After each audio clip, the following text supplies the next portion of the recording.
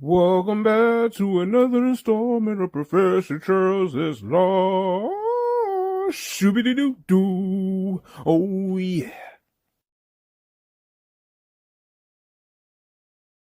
Welcome back to another installment of Professor Charles S. Live. Today is a story time on my anthropology class and how I got comfortable talking in front of people.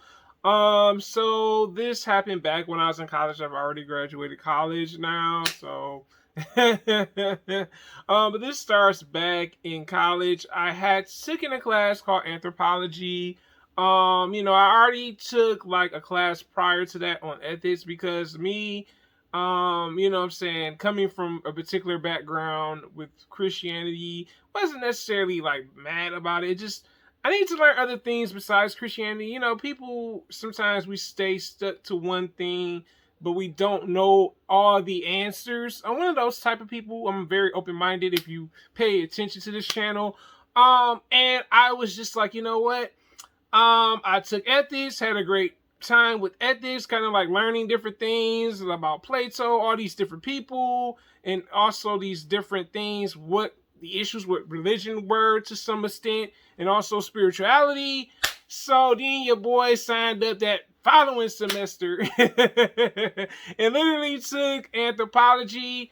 That class helped me a lot. Speaking in front of people. Me personally, I'm not saying that I'm the best motivating person. It's like, oh yeah, I love speaking in front of people. There was some point in time where I'm not like necessarily one of those people that was at first. But then, anthropology came around. Let's talk about this. So I signed up for anthropology. We're just gonna call her Miss A. Miss A was my anthropology teacher, one of my favorite teachers that semester. My God, like literally. Excuse me. Very like I said, nice. What I'm saying? I mean, like just she was just one of those people you loved her atmosphere, just her teaching atmosphere was very unorthodox, which was really neat. The first day of class, let's just talk about this. So the first day of class, we had her, she introduced herself to the class. She gave us her background. She had went to Oxford. She was my youngest professor that I ever had at the college. Also that she was an atheist. She did let us know that. It didn't bother me when I found out she was an atheist. I was like, few of my friends at the time were atheists, so it wasn't like, get her away from me. It was like, okay, atheist, big deal. Some people did panic and didn't come back. So we had that class like literally twice a week, Monday and Wednesday. But our first assignment was something that I wasn't comfortable with. Talking in front of people. I don't know, man. I used to freeze up, get nervous. But I remember Miss A saying, hey, look, everything's gonna be okay. Just the audience is not here to, eat you up. She was very nice when it came to like words. So, our first actual assignment, because everyone in our class had different, maybe spiritual or religious beliefs. Some people were Christian. We had a Wiccan. We had someone that practiced voodoo. Atheists. There were a few other type of people that had different religious views too, or spiritual views. And that's what made our class very interesting. So my first assignment, she had us pick something that we didn't understand. And I think that was the best thing about that class. I was like, ooh, something I don't understand. Why people become atheists. I think that was just for me because at the time I had friends that were atheists and I'm just like, okay, why are you atheists? You know what I'm saying? And one thing about it, we explored that option. So I started to like literally that next following class, get some information on it. Shockingly, I found out that some of these people that make cartoons and anime shows and also stuff like Star Trek and maybe even Star Wars, I'm not for sure about Star Wars, but I know for a fact with Star Trek, the creator was atheist. It wasn't dead on. I didn't know that right off. Family Guy I knew was kind of like that because they poke fun at religion like Krishna, Jesus, Buddha. You know what I'm saying? I noticed that with the show. Maybe even saw part 2. But I learned about directors that were atheists or creators of shows that were atheists. Why do people become atheists? Because they feel like there's no God, there's no hope. All this, disease, plague, money, greed. Those were some of the factors that led to that. So I was like, okay. Sometimes being forced to practice something like religion, that was the other thing I noticed too. People sometimes are pressured to do things they don't want to do. That happens in real life, and like I said, not seeing something too, if you don't see it, you don't think it exists, right? So that was the other thing I saw. Like I said, I did learn in that class. The first presentation was a little iffy because I was like, we had to, make it lengthy, but not lengthy.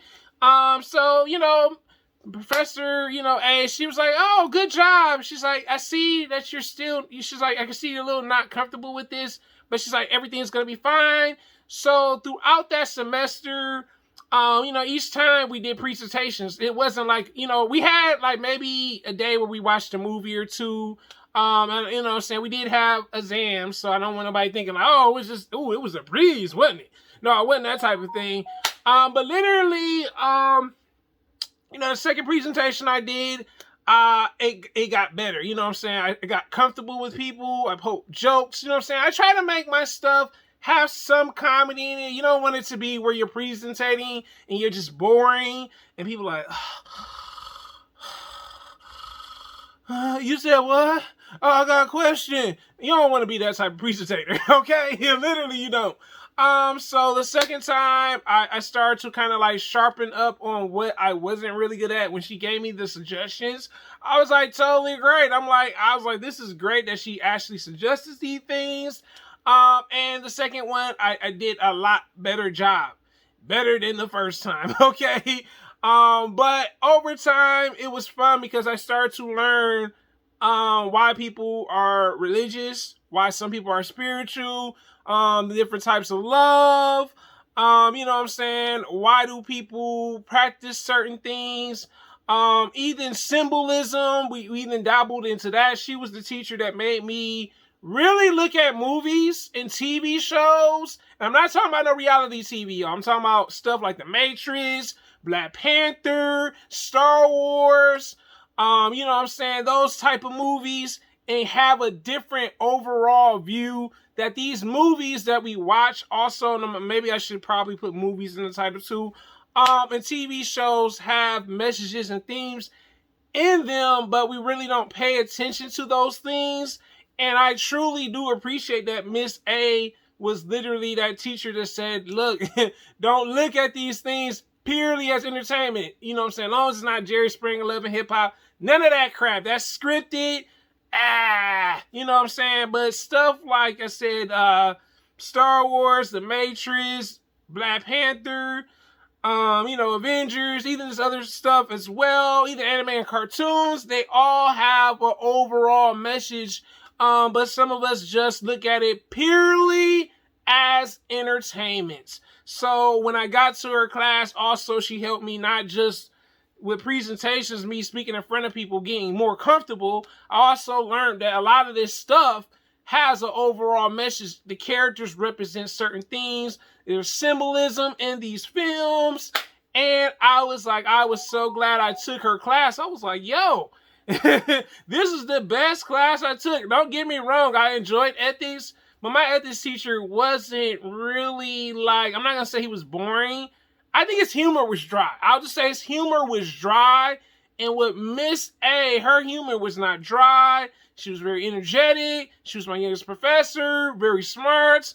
And she ran her class in a very unusual fashion, meaning unorthodox, I should say. And it was really cool, we had dope conversations about certain things. So each time I did a presentation, I look back at the last presentation like, oh, I did this. Okay, great. Now, tackle this. Great. I think my most difficult presentation was definitely the one, not on movies and TV shows per se, but maybe the one we did on love, because there their different like cultures have love and their like different aspects of it. I thought it was really cool. You know what I'm saying? I really like dabbled into that one because I said I didn't want to make it too boring. I used certain things that, you know, kind of caught people off guard. Like, what? You used a Drake lyric? I'm like, yeah. But also, I learned about, you know, why love is different in other parts of the actual world. You know what I'm saying? Like, love may mean something here, but it may not have the same value. You know what I'm saying? So I thought that was really interesting. But the best thing about this is I actually passed Miss A's anthropology class. I was probably one of her favorite students, you know what I'm saying? I really enjoyed her class. It was something that kind of opened my mind and said, you know what? Don't look at this stuff purely as entertainment, but also don't be afraid to speak about what you know about, you know what I'm saying? So I got out of the comfort zone. You know, sometimes I would sit apart in meetings, whether it was at work or just among friends. And sometimes I would just sit back. I wasn't like the person that talked. You know what I'm saying? Like, does he talk? Does he not talk? I wasn't necessarily the friend that was like that unless I had a problem or issue. You know what I'm saying? I will tell you straight to you how I feel about things. You know what I'm saying? But her class, I passed. You know what I'm saying? I passed with an A. And I learned a lot in that class, man. You know what I'm saying? I'm thankful that I had that class and decided to try something different. I know, you know, a lot of us, we go to college, but we don't go and find out things that we're unaware of. So, like, if you're in college and if you really need to figure out things that you want answers for, if you can, please try something that you want to learn that maybe your family couldn't show you or teach you, because it helps in the long run. It made me reevaluate my spirituality in a different sense, you know what I'm saying? But this is my story time. What class did you have that impacted you in college or high school, or, you know what I'm saying? You know, which class? You tell me in the comments, guys. Your boy, Professor Charles, says live. Hope you guys have a great day. And I am out. Peace. Subscribe, comment, like. Thanks for watching.